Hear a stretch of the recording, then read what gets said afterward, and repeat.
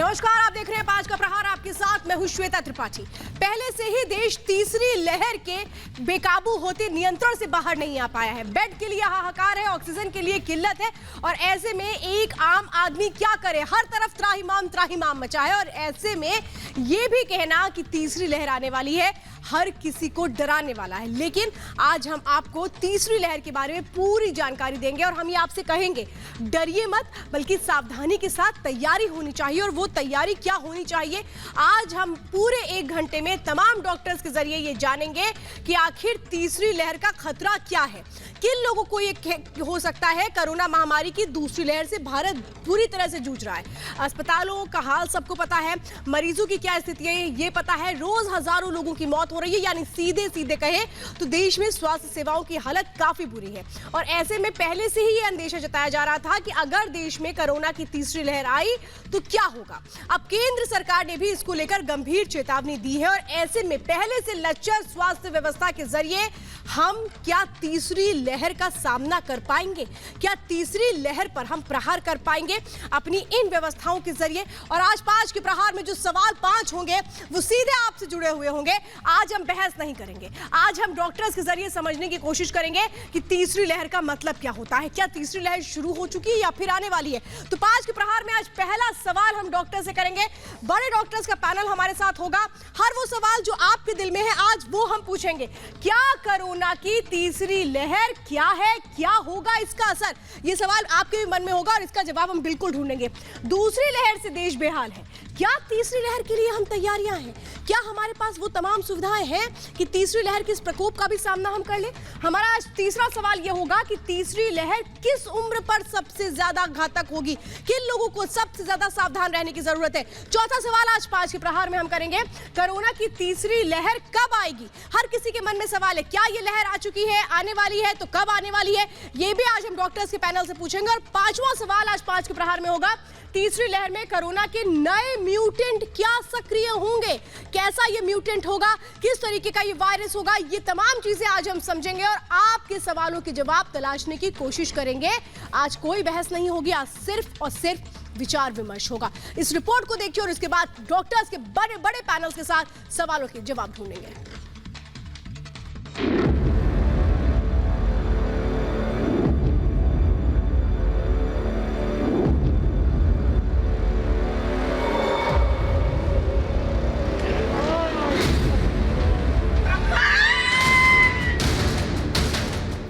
Corona virus हर गुजरते वक्त के साथ अपना रूप बदल रहा है और अब इसकी तीसरी लहर के दावे ने लोगों की नींद उड़ा दी है।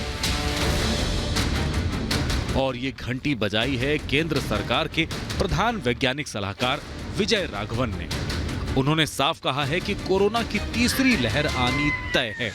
हालांकि ये कब आएगी, कब इसका पीक होगा, ये अभी से तय कर पाना या कह पाना मुश्किल है। Given the high levels of circulating virus, but it's not clear on what time scale this phase 3 will occur. Hopefully incrementally, but we should prepare for new waves, and therefore we should be prepared by scientifically to take care of that.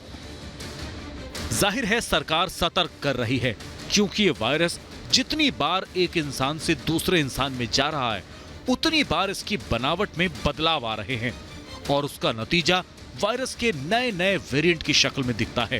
पहले corona की पहली लहर आई जिसने सबसे ज्यादा बुजुर्गों को अपना शिकार बनाया। कोरोना की दूसरी लहर नौजवानों को अपने गिरफ्त में ले रही है और अब अंदेशा ये जताया जा रहा है कि कोरोना की तीसरी लहर का शिकार सबसे ज्यादा बच्चे हो सकते हैं। थर्ड वेव के लिए जो उन्होंने प्रेडिक्ट किया है उसका सबसे मुश्किलात ये होगा कि थर्ड वेव ज़्यादा सीरियस होगी। जो नॉन वैक्सीनेटेड लोग हैं ये उस पर ज़्यादा अटैक करेगा। और नॉन वैक्सीनेटेड कौन लोग हैं? यंग लोग हैं।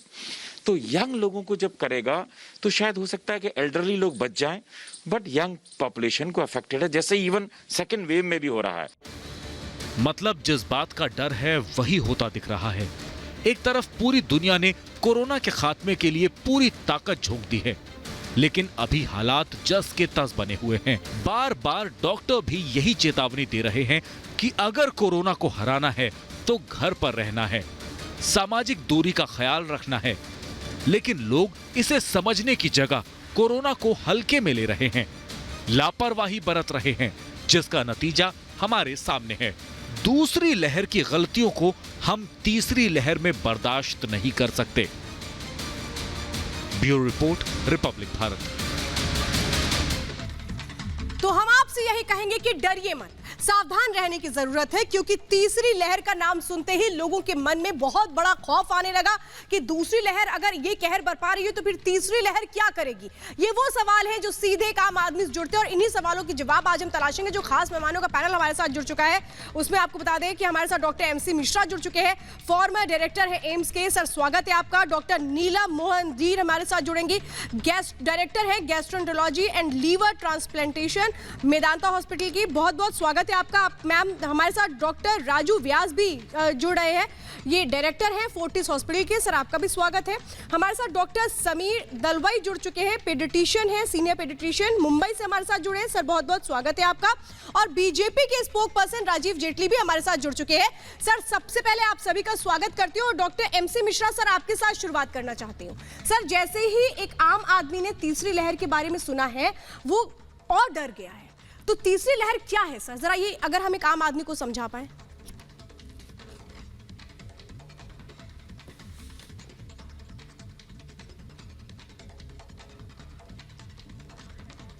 डॉक्टर MC मिश्रा सर मैं आपके साथ जुड़ने की कोशिश करूंगी, मुझे लग रहा है अभी आप कहीं और कनेक्ट है। मैं डॉक्टर नीलम मोहन आपसे समझना चाहती हूँ, लोग ये कह रहे हैं कि क्या है ये तीसरी लहर। जी ऐसे है श्वेता जी, जैसे एक्सपर्ट्स की तो इसमें ज्यादा जरूरत ही नहीं, सब बता सकते हैं कि यूरोप में अब थर्ड वेव आ गई है, whether it is France, whether it is Spain, whether it is Hungary and so many other countries, Europe में थर्ड वेव जा रहा है। तो उसी तरीके से जिस तरीके से स्प्रेड इंडिया में अभी चल रहा है, सो ये ऑब्वियसली प्रेडिक्शन है कि जब साल का एंड होएगा by November December we should get another wave. मुद्दा उठता है तीन कि ये वेव क्या आएगी और हम क्या कर सकते हैं इसको बचाने के लिए। सिंपल, ये डिपेंड करती है वैक्सीनेशन स्टेटस पे। अगर हम अपनी तेजी दिखाएं इजराइल, यूके या USA के तरीके, so only then only we can win this. Second ये है कि जो टोटल इम्यून लोग हैं इसके साथ। Second is Covid appropriate behaviour. Despite media का शोर मचा के कहना, अभी भी इतने लोग हैं जो मास्क नहीं पहनते और कोविड अप्रोप्रिएट बिहेवियर नहीं कर रहे हैं। थर्ड इज कि ये म्यूटेंट किस तरीके से अपने आप को वायरस चेंज कर रही है। तो इन तीनों पे निर्भर है वो थर्ड वेव, और उसी के लिए सब सोच रहे हैं कि जिस तरीके से स्प्रेड है, अगर हम अपना ये सुपर स्प्रेडर इवेंट, लोग शादियां वादियां बंद नहीं करेंगे, तो ये दिवाली के बाद थर्ड वेव आएगी। मैम बड़ी बात आप ये कह रही हैं कि जो लोगों का कोविड अप्रोप्रिएट बिहेवियर है, यानी कि कोविड को ध्यान में रखते हुए जिन सावधानियों की जरूरत है वो अभी भी लोग नहीं रख पा रहे हैं। मैं डॉक्टर राजू व्यास आपके पास जाना चाहती हूँ। सर ये बताइए कि ये लोग जब से ये पता लगा है कि हमारी तीसरी लहर आने वाली है कोरोना की, सर लोग पूछ रहे हैं क्या ये आ चुकी है, क्या ये भी दूसरी लहर की तरह होगी या फिर उससे अलग होगी? जो मैंने साइंटिफिक एडवाइजर साहब का जो स्टेटमेंट सुना था उसको बड़ा अगर विद इन द लाइन पढ़ा जाए तो उनका कहने का तात्पर्य ये था, पहली बात तो ये कि हम प्रेडिक्ट नहीं कर सकते, ये कहना बड़ा मुश्किल है कि कब आएगी। जैसा कि मैडम ने भी कहा कि हो सकता है कि दिवाली के बाद आए, और उसके पीछे भी राशनियल बड़ा सिंपल है मैडम, वो ये है कि जब तक हम अपने इन भीड़ भाड़ की चीजों को रोकेंगे नहीं, सरकार सख्ती से इन सब चीजों को लागू नहीं करेगी, जिसको मैडम ने कहा भी कि कोविड अप्रोप्रिएट बिहेवियर को अगर हम लोग नहीं मानेंगे तब तक हम लोगों के लिए ये 1, 2 या 3 इस प्रकार की लहरें आती चली जाएंगी, नंबर 1। और नंबर 2 जो सबसे इम्पोर्टेंट बात है, मैडम ने भी कही, बहुत सारे और भी हम लोग रोज कहते हैं कि हमारा जो वैक्सीनेशन प्रोग्राम है उसको इस दौरान जब से हम 1, 2 या 3 जो भी वेव्स आ रही हैं उसके बीच में जब तक हम हमारे वैक्सीनेशन प्रोग्राम को बहुत तेजी से नहीं बढ़ाएंगे तब तक हम लोग अपने हिंदुस्तान में ज्यादा से ज्यादा लोगों की प्रोटेक्शन, उनकी लाइफ की प्रोटेक्शन नहीं करेंगे। इसी के साथ साथ जब तक ये वेव्स आती हैं या जाएंगी, इनके बीच में हमें अपने इंफ्रास्ट्रक्चर को भी हर लेवल पे मजबूत करना है। और आज हमारे लिए सबसे बड़ी प्रॉब्लम ये नहीं है कि हम एक फिजिकली प्रेजेंस वाले 200, 300, 400 बेड के बड़े बड़े अस्पताल खोल रहे हैं। हमारे लिए सबसे बड़ा चैलेंज है मैन पावर, और मैन पावर के लिए सबसे बड़ी प्रॉब्लम जो हम लोग फेस कर रहे हैं वो ये कर रहे हैं कि आईसीयू में जो काम करने वाले जो ट्रेन्ड डॉक्टर्स हैं उनकी भयंकर कमी है हिंदुस्तान में इस समय में। इसलिए ये जो अभी थोड़े दिन पहले आपने देखा भी होगा, सरकार ने और बहुत सारे लोगों ने कहा कि फौज के बहुत सारे डॉक्टर्स को हम लोगों ने इन्वॉल्व किया है। लेकिन मैं आज सभी लोगों से ये क्वेश्चन भी करना चाहूंगा, मैं अपने आप से भी करता हूँ ये क्वेश्चन, कि हमारे लिए जो ट्रेन्ड आईसीयू में काम करने वाले, जिसके लिए कि यंग जनरेशन के नए डॉक्टर्स की जरूरत है, जिनके ट्रेनिंग की जरूरत है, और पैरामेडिकल स्टाफ, हमारी सिस्टर्स, अंदाजन जो हम लोगों ने प्रेजेंटेशन शायद प्राइम मिनिस्टर ऑफिस में भी भेजा था, हेल्थ मिनिस्ट्री को भी दिया, वो ये दिया था कि आने वाले इस वेव से लड़ने के लिए हम लोगों को मिनिमम 5 लाख नए डॉक्टर्स की जरूरत पड़ेगी। अगर हम फर्स्ट वेव और दूसरे वेव की बात करते हैं, और 1.5 लाख लोगों की। इसी के साथ साथ आने वाले दिनों में हमें करीब 2.2 लाख नई इंटेंसिव केयर यूनिट में काम करने वाली सिस्टर्स की जरूरत पड़ेगी। इतना बड़ा मेडिकल और पैरामेडिकल स्टाफ के लोगों को हमें ट्रेंड करके रिक्रूट करना होगा, तभी हम इन सब चीजों से निजात पा पाएंगे। सर, आपने बड़ी बात यहाँ पर ये कही है डॉक्टर राजू व्यास, देखिए आपने बड़ी बात कही है कि देखिए इंफ्रास्ट्रक्चर बना देने से कुछ नहीं होता, ट्रेन डॉक्टर्स की जरूरत है, मैन पावर की जरूरत है, और अगर हम दूसरी वेव से नहीं लड़ पा रहे तो फिर तीसरी वेव में हम क्या करेंगे। राजीव जेटली जी, ये सवाल मैं सर आपसे समझना चाहती हूँ कि सरकार की तैयारियां अभी तक क्या रही वो सबने देखा, लेकिन ऐसे में 500,000 बेड का अस्पताल हर दिन बना देना या ये कहना कि हम ये कर रहे हैं, मैन पावर कहाँ से लाएंगे सर? देखिए श्वेता, एक बड़ा गंभीर प्रश्न है ये, और मुझे लगता है क्योंकि सभी एक्सपर्ट बैठे हैं, मैं डॉक्टर नहीं हूँ, लेकिन जितने जानकारी आप उपलब्ध करवा पा रहे हैं वो जानकारी मेरे तक भी पहुंच रही है। एक बात तो बिल्कुल कॉमन सबने बोली, थर्ड वेव आएगा, वायरस का नेचर क्या होगा यह भी नहीं पता। सेकेंड वेव में जो वायरस का नेचर था, जिसे डबल म्यूटेशन कहते हैं, वो जानकारी भी पहले नहीं थी। तो ये प्रेडिक्ट करना कि किस तरीके का नेचर वायरस का होगा, क्या वो डेडली होगा या नहीं होगा या फर्स्ट वेव की तरह होगा, ये बहुत मुश्किल काम है। मुझे लगता है कि हम शायद, ये जानकारी मेरे पास नहीं है लेकिन मैं अंदाजे से बोल रहा हूँ, हम शायद दुनिया में डॉक्टर्स में सबसे ज्यादा हो सकते होंगे इस देश के अंदर, नर्सिंग स्टाफ के अंदर, क्योंकि हमारी आबादी का अनुपात के हिसाब से हमारे पास भरपूर मात्रा में डॉक्टर हैं। अब तो ये निर्णय भी लिया गया है राज्यों द्वारा भी और केंद्र द्वारा भी कि जो 5th ईयर में स्टूडेंट्स पढ़ रहे हैं, जो मेडिकल कर रहे हैं, उनको भी अब एक वॉरियर के तौर पे कोविड की लड़ाई में उतारा जाएगा। तो ये कहना कि कैसी तैयारियां रहने वाली हैं, देखिए ऑक्सीजन उपलब्ध करवाना जो हम बहुत हद तक आज उसको हम मीट कर रहे हैं। आज भी आपने देखा दिल्ली सरकार ने देश के प्रधानमंत्री की तारीफ करी कि आपने जो हमारी रिक्वायरमेंट थी उसको मैच कर दिया है। लेकिन राजीव जेटली जी इस बात से तो इनकार नहीं कर सकते ना कि ये उपलब्धता बहुत देर से हुई है। अस्पताल में ऑक्सीजन की कमी से हमने देखा लोगों की जान चली गई है। ऐसे में ये सारी तैयारियां पहले क्यों नहीं की गई? देखिए सर, ये आम आदमी का सवाल है जो हर रोज हमसे भी लोग पूछते हैं। आपकी बात से मैं आपका दोबारा रुख करूंगी। यहाँ पर इस वक्त हमारे साथ डॉक्टर MC मिश्रा भी जुड़ चुके हैं, फॉर्मर डायरेक्टर है एम्स के। सर, आपका स्वागत करती हूँ। MC मिश्रा जी, आपसे मैं समझना चाहती हूँ सर, हर आदमी के मन में ये सवाल है कि ये तीसरी वेव क्या होगी, किस तरीके का ये वायरस होगा, उसे क्या करना चाहिए? श्वेता, देखिए बहुत अच्छा आप डिस्कशन कर रहे हैं तीसरी वेव का। ये डॉक्टर विजय राघवन ने अब दूसरी वेव से सबक लेके इन प्रीएम्प्ट करना चाहिए तीसरी वेव को, उसके लिए सबको आगाह किया है। जो दूसरी वेव में अभी तक जो आलोचना हुई है कि किसी ने भी इसको सोचा नहीं इस स्केल तक जाने के लिए, तो आई थिंक ये बहुत अच्छी बात है कि अब वो सबको आगाह कर रहे हैं, जिससे हम अपने जो बचाव के उपाय हैं उस तरह से न कर लें जो हमने जनवरी फरवरी में किया, उससे बचें कि कोविड चला गया, ये धारणा न लोगों में घर कर जाए। और दूसरी तरफ अब हमको जो सबसे ज्यादा फोकस चाहिए, प्रिपरेशन से भी ज्यादा चाहिए कि हम वैक्सीनेशन को स्केल अप कैसे कर सकते हैं। मेरा कहना इसमें यह है कि 7 करोड़ वैक्सीन आपके पास हैं, सीरम इंस्टीट्यूट की 6 करोड़, भारत बायोटेक की 1 करोड़ मई में। क्या हम 7 करोड़ लोगों को टीका लगा सकते हैं मई के महीने में? क्या हम जून में 7 करोड़ लोगों को लगा सकते हैं टीका? और उसके बाद जैसे ही हमें स्पुतनिक की डोजेज आ जाएं, जैसे ही जॉनसन की वैक्सीन आना शुरू हो जाए और सीरम इंस्टीट्यूट और भारत बायोटेक अपना स्केल अप कर रहे हैं प्रोडक्शन, जिसकी डोजेज हमको जुलाई में शायद डबल हो जाएंगी। भारत बायोटेक की शायद 4 करोड़ डोज हो जाएंगे और सीरम इंस्टीट्यूट की 11 करोड़ हो जाएंगी। तो क्या हम जुलाई अगस्त सितंबर में 10-10 करोड़ का भी लक्ष्य रख सकते हैं, जिससे आप देखिए 30 करोड़ ये और 30 और 60 करोड़ लोगों को हम सितंबर तक के अंत तक अगर वैक्सीनेशन दे सकें तो तीसरी लहर से लड़ने में आसानी होगी।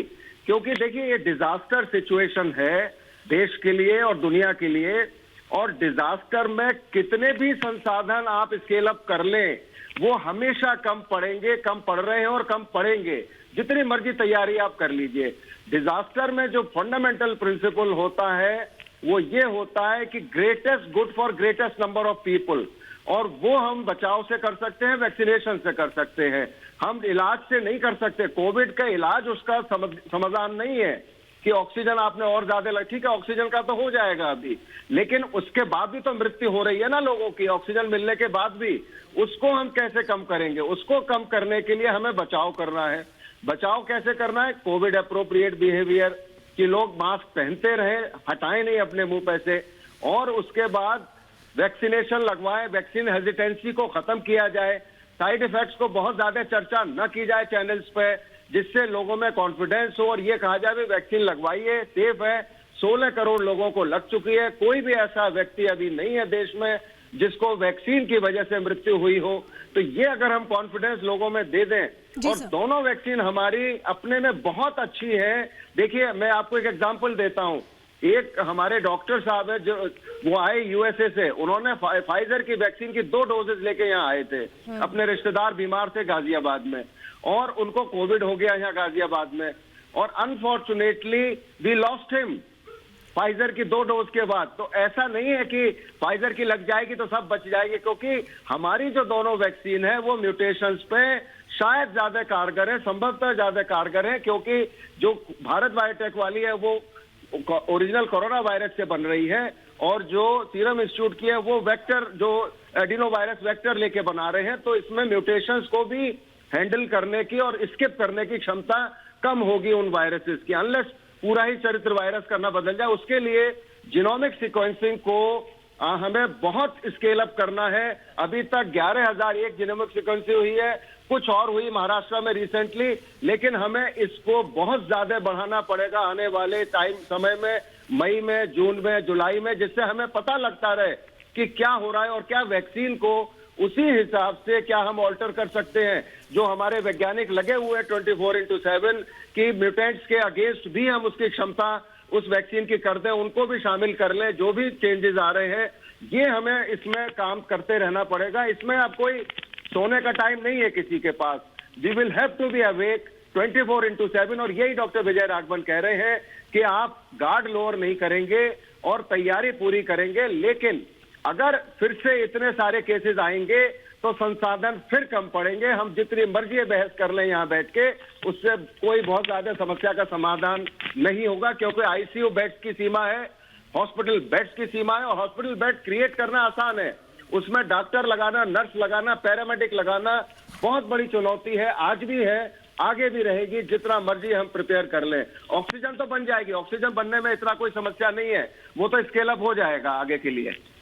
सर एक बड़ी इंपॉर्टेंट इन्फॉर्मेशन आपने दी है कि great is good for greatest number of people, यानी कि जितने ज्यादा लोगों तक वैक्सीन पहुंचेगी, तीसरी वेव जब तक आएगी तब तक हम तैयार हो जाएंगे उससे लड़ने के लिए।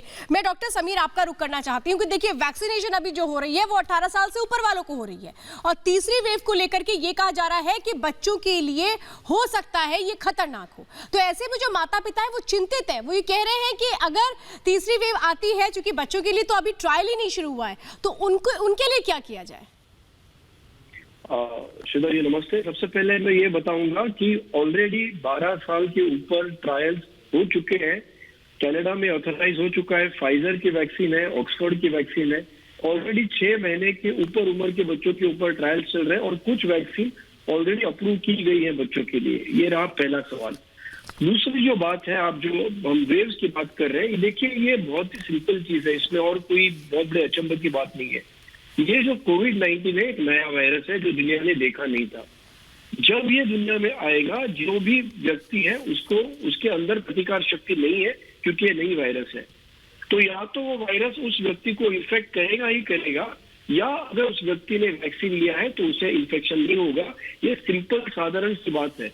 भारत की जनता है 130 करोड़, अभी तक 2-2.25 करोड़ लोगों को इन्फेक्शन डिटेक्ट किया गया है, आप 10 गुना और पकड़ लीजिए जिनको असिम्टोमेटिक इन्फेक्शन हुआ, मतलब इन्फेक्शन हुआ लेकिन उन्होंने टेस्ट नहीं किया, मामूली इन्फेक्शन था, निकल गया, 20 करोड़ पकड़ लीजिए, आज बचे कितने? तो मुद्दा ये है कि जिनको भी इसका इन्फेक्शन हुआ नहीं है वो सब पॉसिबल है कि उन्हें इन्फेक्शन हो जाए। अब जब हम इस बात से डर के घर में बैठते हैं, लॉकडाउन करते हैं, तो वायरस की स्प्रेड जो है वो रुक जाती है और इसलिए हम कहते हैं वेव थम गई। फिर बाहर निकल आते हैं कि वेव चली गई, वायरस चला गया, वेव कम हुई है, वायरस चला नहीं गया। जब हम बाहर आते हैं हम न वैक्सीनेटेड है न हम इन्फेक्टेड है, पहले हुए थे इन्फेक्टेड, तो हमको पकड़ लेगा। एक साथ जो बहुत सारे लोग बाहर आ जाते हैं तो वापस से इन्फेक्शन बढ़ जाता है, हम कहते हैं सेकेंड वेव आ गई। इतनी सी बात है। तो मुद्दा एक है जो मिश्रा सर हमारे सीनियर है उन्होंने कही है कि वैक्सीन वैक्सीन वैक्सीन। अभी बच्चों में इश्यू इसलिए इम्पोर्टेंट है क्योंकि भारत की जनसंख्या में 40% लोग 19 साल के नीचे, 2011 की सेंसस देख लीजिए आप। तो अगर 40% पॉपुलेशन अब तक न वो बाहर आया था क्योंकि स्कूल वगैरह बंद है और अगर उनको वैक्सीन नहीं है, ऑब्वियस बात है कि अभी वही बच गए हैं। तो इसलिए जैसे किसी ने पहले भी कहा कि कम उम्र के लोगों को अभी इन्फेक्शन स्प्रेड हो रहा है और इसलिए सबसे जरूरी 2 चीजें हैं एट अ नेशनल लेवल। एक है जैसे सर ने कहा जल्दी से जल्दी आप सभी को वैक्सीनेट कर दीजिए, कम से कम 18-19 के ऊपर जो है उनको सबको वैक्सीनेट कर दीजिए।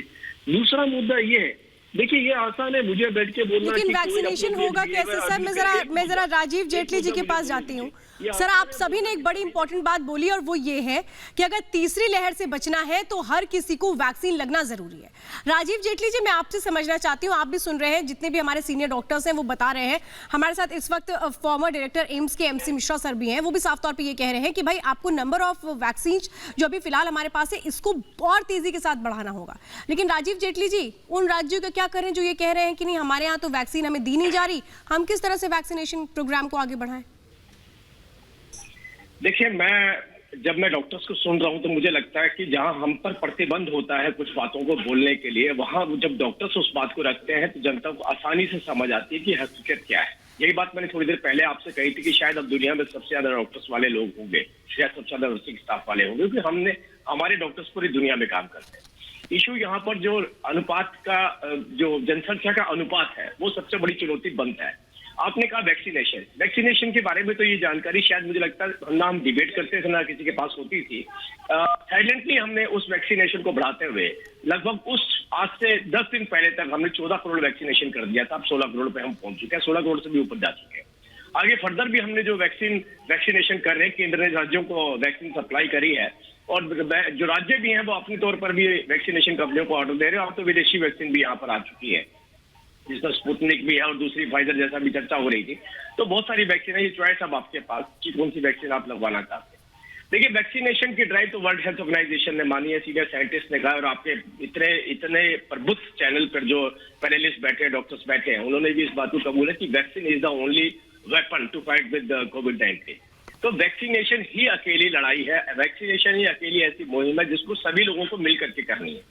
कोई भी राजनीतिक दल अक्रॉस द पार्टी हो, कोई सामाजिक संस्था हो, डॉक्टर्स हो, कोई भी चीज हो, मुझे लगता है एक दूसरे के ऊपर इल्जाम लगाने से अच्छा अगर सारा फोकस वैक्सीनेशन पे लगा दिया जाए, क्योंकि पहले भी आपने देखा वैक्सीनेशन के ऊपर भी बहुत सारी पॉलिटिकल पार्टियों ने स्टेटमेंट दी और लोगों को मिसगाइड करने की कोशिश की कि वैक्सीनेशन के जो दुष्प्रभाव हो सकते हैं।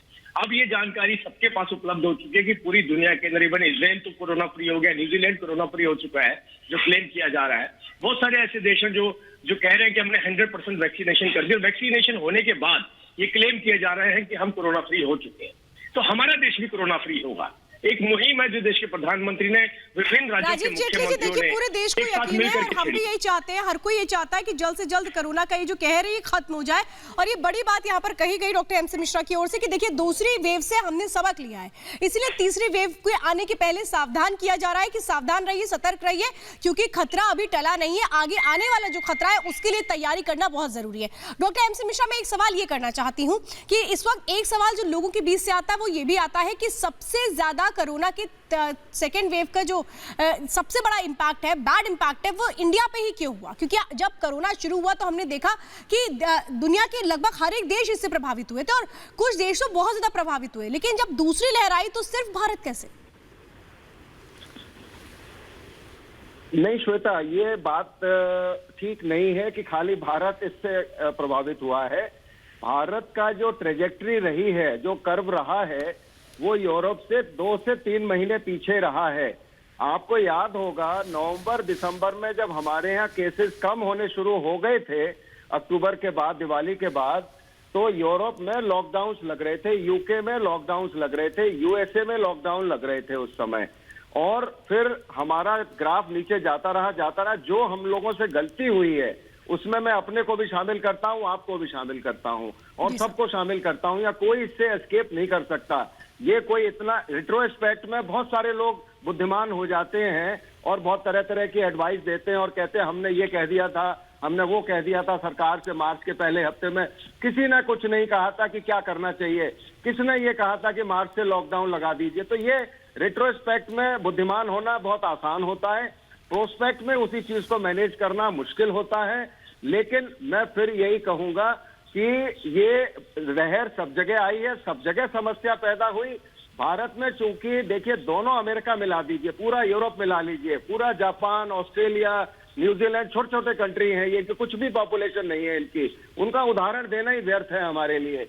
और चाइना को आप छोड़ दीजिए, कितने लोग हैं, 130 करोड़। अब उनको वैक्सीनेट करना भी, आज यूएसए इतनी अच्छी पोजीशन में क्यों है? क्योंकि उनकी जनसंख्या बहुत कम है। उन्होंने वैक्सीनेशन प्रोग्राम को इतना सिस्टमैटिक करके किया है कि उनके अब लगभग 40% उनकी जो जनसंख्या है वो दोनों डोजेज लग चुकी हैं उनके पिछले 4 महीनों में। यूके में भी इसीलिए कम हो रहा है। तो ये हमें समझना पड़ेगा कि हमारे यहाँ जब स्वास्थ्य कर्मियों को टीका दिया गया, आधे लोगों ने नहीं लगवाया। अब मेरी समझ में नहीं आती उनको क्या चाहिए था, क्या प्रूफ चाहिए था वैक्सीन का। उसके बाद जब 45 वर्ष से ऊपर कोमॉर्बिड और 60 वर्ष से ऊपर का हुआ, आज भी मुझसे फोन करके लोग पूछ रहे साहब हम लगवा लें क्या? तो मैं थोड़ा सा गुस्सा होकर यही कहता हूं कि क्या मुहूर्त निकलवा के लगवाओगे वैक्सीन? तो ये देखिए हमारे यहाँ अभी तक जितनी उपलब्ध थी उतनी ही वैक्सीन नहीं लोगों ने लगवाई। कमी तो अब हुई है जब 18 वर्ष से ऊपर वालों को देना शुरू हुआ है। तो मेरा कहना यह है कि अभी हम बच्चों की बात उतनी न करें, क्योंकि अगर घर में माँ बाप को वैक्सीनेशन लग गई तो वो इन्फेक्शन रोकने में वैसे ही मददगार हो जाएगा, तो बच्चों को भी सुरक्षा मिल जाएगी।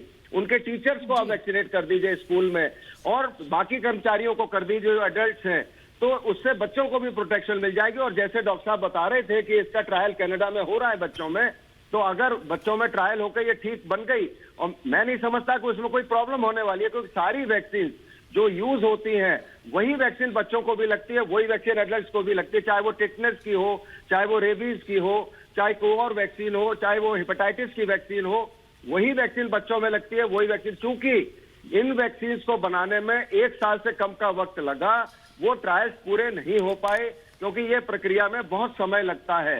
तो हम लोगों को पहले उम्मीद ही नहीं थी कि ये हमको 1 साल के अंदर टीका मिल जाएगा कोविड का, लेकिन मिल गया, ये बहुत अच्छी बात है। और जो भारत बायोटेक वाला टीका है बहुत अच्छा है, लेकिन अनफॉर्चुनेटली उनकी कैपेसिटी बहुत कम है। उनकी कैपेसिटी केवल 1 करोड़ थी। इसका अनुमान हमारे पास शायद नहीं था शुरू में। अगर ये अनुमान होता तो उसी समय स्केल अप करने का भी प्रयत्न किया जाना चाहिए था और जल्दी किया जाना चाहिए था। लेकिन चलिए, देर आए दुरुस्त आए। मैं समझता हूं जुलाई से हमें उम्मीद है कि 10 करोड़ वैक्सीनेशन अगर भारत में हो जाएंगे तो हम लोगों की स्थिति अच्छी हो जाएगी, और तीसरी लहर से जूझने के लिए हमारे पास कम से कम वैक्सीनेशन का जो कार्यक्रम है वो सुचारू रूप से चलता रहा और चलता रहेगा और चलता रहना चाहिए, इसकी हम उम्मीद करेंगे। सर ये देखिए, ये जरूरी भी है। और हम आपने 2 बातों को देखिए माना, यही होता है कि सेल्फ इंट्रोस्पेक्शन, यानी कि आत्ममंथन की जहां जरूरत है वहां देश आत्ममंथन भी कर रहा है कि हम कहां पहले चूक गए और इस बार हम ना चूके, इसके लिए हमारी तैयारियां पूरी तरह से तेजी के साथ आगे बढ़नी चाहिए। मैं डॉक्टर नीलम आपसे समझना चाहती हूं, देखिए आप सबने एक बात कही कि लोगों को अभी भी सावधान रहने की जरूरत है। जहां उनको सावधान रहना चाहिए था वहां सावधानी हट गई और इसीलिए हम आज यहां पर आकर के खड़े हो गए। मैं आपके जरिए नीलम जी चाहती हूं कि आप लोगों को एक संदेश दें कि क्यों उनके लिए अभी भी कड़ाई करना जरूरी है। कोरोना को हल्के में तो कोई ले ही नहीं सकता। देखिए, अगर हम वैक्सीनेशन भी देंगे तो उसकी इम्यूनिटी 2 डोजेस के 2 हफ्ते बाद होएगी। तो जो आपका इमीडिएट प्रोटेक्शन है वो सिर्फ करो मास्क है। और मैं हमेशा ये कहती हूँ कि सही मास्क विच मीन्स N95 देश को इसकी प्रोडक्शन सस्ती करने में हेल्प करना चाहिए, बिकॉज N95 ही आपका प्रोटेक्शन ज्यादा है। तो सही मास्क सही तरीके से लगाए। और जो मैंने शुरू में कहा, 3 ही चीज, vaccination, corona appropriate behaviour, mask, reduction of corona super spreader मतलब फंक्शंस एंड ऑल। तीसरा, scientist to identify new mutants, जो मैंने शुरुआत में कही ये 3। बच्चों को जो हम कह रहे हैं, ऑलरेडी यूएसए में ये हफ्ते 12 ईयर्स के ऊपर फाइजर की वैक्सीन अप्रूव हो चुकी है ये हफ्ते। सेकेंड, उनको लाने वाला इन्फेक्शन कौन है? स्कूल तो बंद रहेंगे अगले साल, बड़े ही बाहर से लाएंगे। तो जब तक कोरोना अप्रोप्रिएट बिहेवियर नहीं रहेगा, आपकी इन्फेक्शन नहीं थमेगी। वैक्सीनेशन आपकी इम्यूनिटी बढ़ाएगी, बट मेन कंट्रोल है। मैम, हम आपका दोबारा रुक करेंगे, तो कुछ नेटवर्क इशू आ रहा है आपके फ्रेम में। डॉक्टर राजू व्यास, आपसे भी मैं यही समझना चाहती हूँ, लोगों के बीच बहुत कंफ्यूजन है कि हम कौन सी वैक्सीन लें, कौन सी वैक्सीन अच्छी है, कौन सी वैक्सीन नहीं ठीक है, हम क्या करें। मुझे एक बात ये सर बताइए कि बहुत सारे लोग गूगल पे भी देख रहे हैं, सोशल मीडिया पे भी बहुत तरह की इन्फॉर्मेशन ले रहे हैं, उन लोगों को क्या कहेंगे, क्योंकि राइट गाइडेंस बहुत जरूरी है। आज की तारीख में जो हिंदुस्तान में जो हमारे पास 2 वैक्सीन उपलब्ध हैं, या आने वाले दिनों में जो नए वैक्सीन भी आएंगे, जैसे कि स्पुतनिक हो गया या कोई और वैक्सीन जैसे फाइजर या कोई और भी कंपनी की वैक्सीन आएगी, वो हिंदुस्तान में सबसे पहली बात तो ये है कि तभी लॉन्च की जाती है जबकि हम लोग अपनी ट्रायल जो है वो पूरी कर चुके हैं। और आज की तारीख में जो 3 वैक्सीनेशन आने वाले, जो 2 तो हमारे पास उपलब्ध है और तीसरी थोड़े दिनों में उपलब्ध हो जाएगी, वो तीनों जी जो वैक्सीन है वो बहुत ही सेफ है। आप खुद ने देख लें कि बहुत सारे आर्टिकल्स अभी छपे हैं। एक हिंदुस्तानी आर्टिकल नया ही आया अभी पिछले दिनों में, जिसमें करीब 10,000 लोगों को ये देखा गया है कि 10,000 लोग जिन्होंने कि हिंदुस्तान के अंदर वैक्सीनेशन, स्पेशली डॉक्टर्स जिन्होंने कि अपना वैक्सीनेशन कराया था, हम लोगों ने कराया था, उसमें से देखा गया कि री इन्फेक्शन की जो रेट है वो 0.04% एंड 0.05% है, बहुत ही कम है, लेस देन 0.5% है।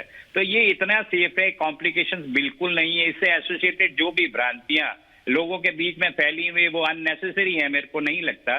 क्योंकि आप देखें कि जितने भी फ्रंटलाइन वर्कर्स हैं अपना कोविड वैक्सीनेशन लगाने के साथ ही अपना तेजी से कार्य भी कर रहे हैं, जैसे कि डॉक्टर्स हो गए, पैरामेडिकल स्टाफ हो गया, हमारे फ्रंटलाइन और भी वर्कर्स हैं जैसे कि हमारे पुलिसमैन हैं, फौज वाले लोग हैं, आप देखें। और एक सबसे बड़ी बात जो है उसमें ये देखें कि जो इंग्लैंड में एक स्टडी हुई या अमेरिका में थोड़े दिन पहले जो अभी स्टडी निकल के आई है, उसमें 2 इंपॉर्टेंट एस्पेक्ट निकल के आए हैं।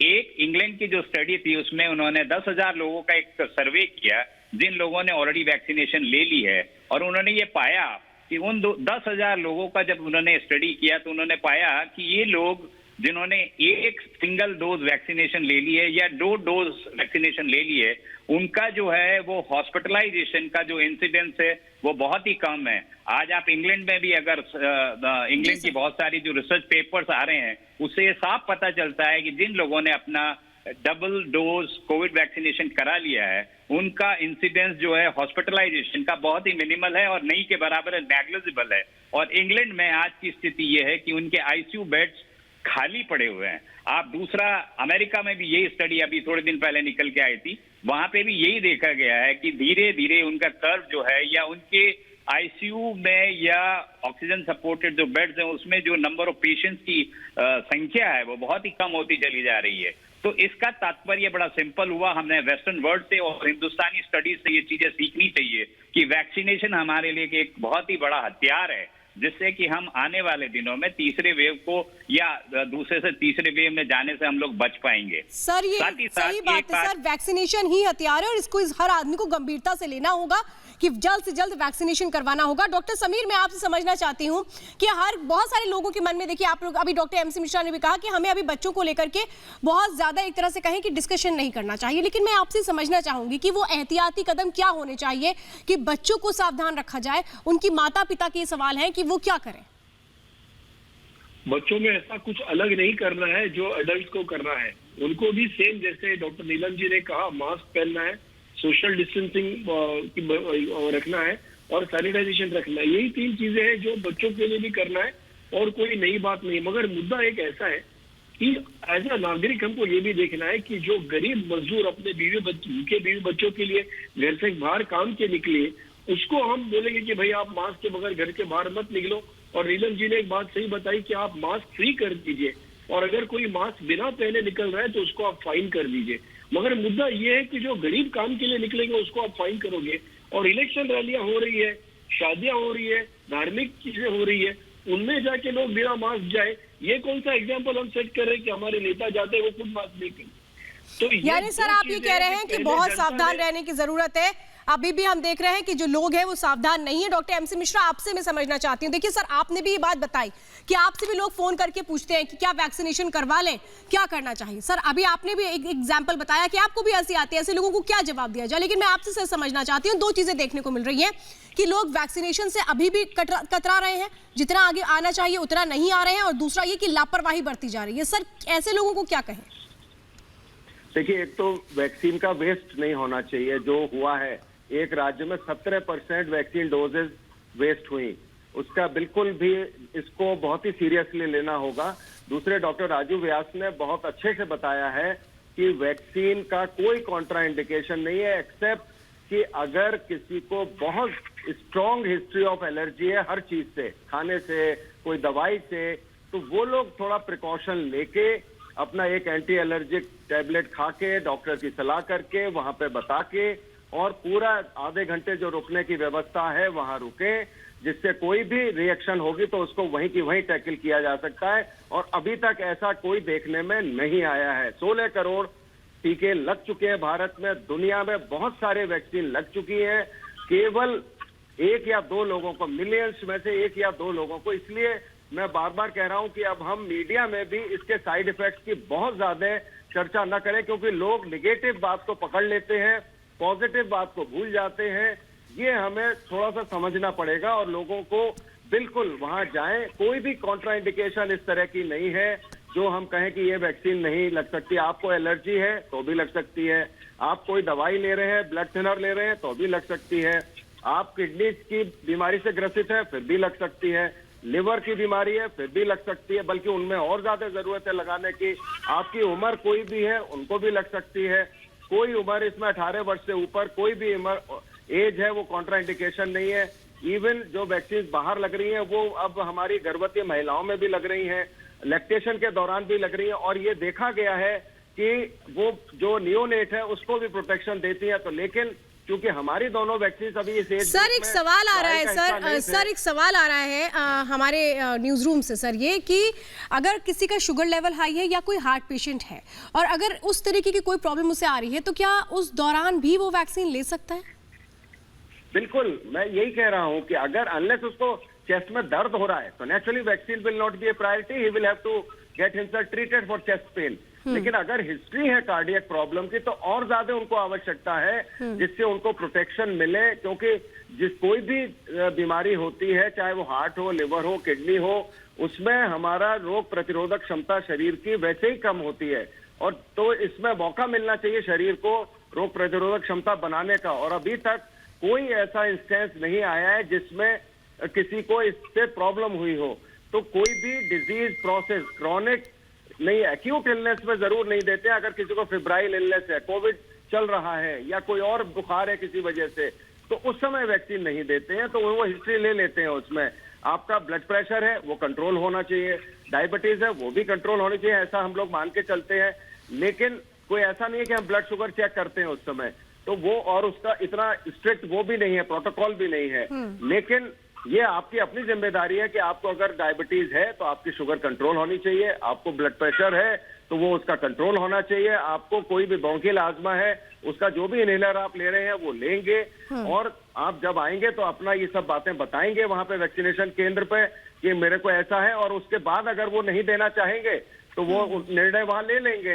और डॉक्टर व्यास कुछ कहना चाहते हैं इस विषय में। सर मैं डॉक्टर व्यास से जरूर आगे भी जानकारी लूंगी, मेरे पास समय की पाबंदी है सर, लेकिन आप लोगों ने सबने बहुत महत्वपूर्ण जानकारी दी।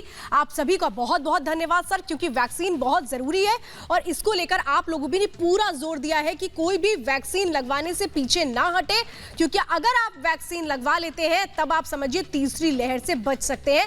क्योंकि जो डॉक्टर्स के पैनल हमारे साथ इस वक्त जुड़े थे, सीनियर डॉक्टर्स यही कह रहे थे, सिर्फ और सिर्फ वैक्सीन ही हथियार है अगर कोरोना की दूसरी और तीसरी वेव को मात देना है तो। और फिलहाल इस वक्त की बड़ी खबर का हम रुख कर रहे हैं। इस वक्त आपको बता दें कि बड़ी खबर इस वक्त आ रही है, ये जानकारी मिल रही है कोरोना को लेकर के जो एक मीटिंग हुई, हाईकोर्ट का ये दिल्ली सरकार को आदेश आ गया है कि कोरोना मरीजों को सुविधाएं दी जाए। ये कहा गया है, देखिए लगातार हर दिन दिल्ली हाईकोर्ट इस मामले को लेकर के सुनवाई कर रहा है। 16वां दिन है आज इस सुनवाई को लेकर के, मेडिकल सुविधाएं उपलब्ध करवाई जाए ये भी कहा जा रहा है दिल्ली हाईकोर्ट की ओर से, क्योंकि हर दिन हम देख रहे हैं जिस तरीके से मरीजों की तादाद बढ़ रही है उसको लेकर हाईकोर्ट ने दिल्ली सरकार को कहा है कि कोरोना मरीजों को इलाज की सुविधा हर सूरत में मुहैया कराइए। रुकेंगे एक ब्रेक के लिए, फौरन लौट रहे हैं।